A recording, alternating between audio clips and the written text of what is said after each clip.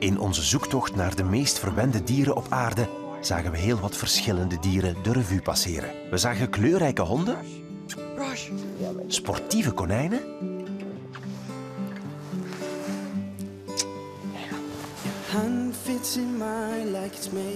en we zagen dat ook kippen de beste vriend van de mens kunnen worden. Hé, topje. Niet in slaap vallen, hè? We waren de afgelopen weken getuigen van onvoorwaardelijke liefde tussen baasjes en hun soms niet zo alledaagse huisdier. Ja, dat zijn lieve beestjes. Ik zou ze niet meer kunnen missen. Ongelooflijk, ja. Dat zijn onze kindjes. Ze vallen gewoon, alle drie, in slaap in de zetel. En dan is het aan mij van ze wakker te maken, wat dat niet gemakkelijk is, want ze liggen daar alle drie zo schattig.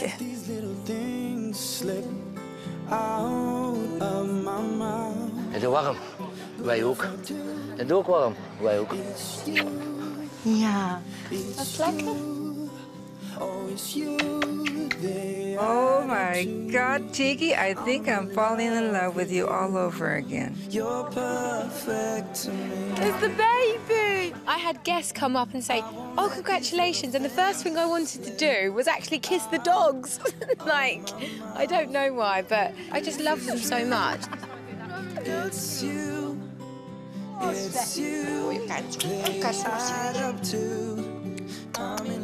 Kusjes geven, dat is het liefste dat ik doe, zeg. Dat is goed. Dat was een goed kusje. Als je dat je aan de paardjes geeft, krijg je dubbel terug. Waarom zou je het niet geven? Ja? Dat is eigenlijk heel simpel, hè?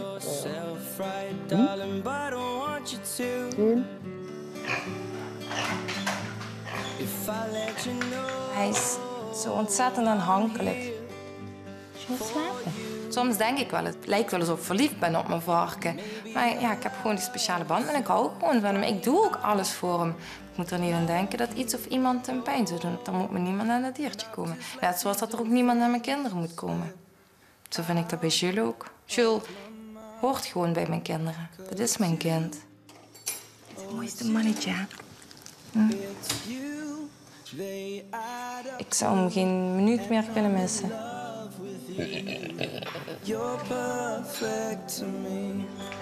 Een wijntje.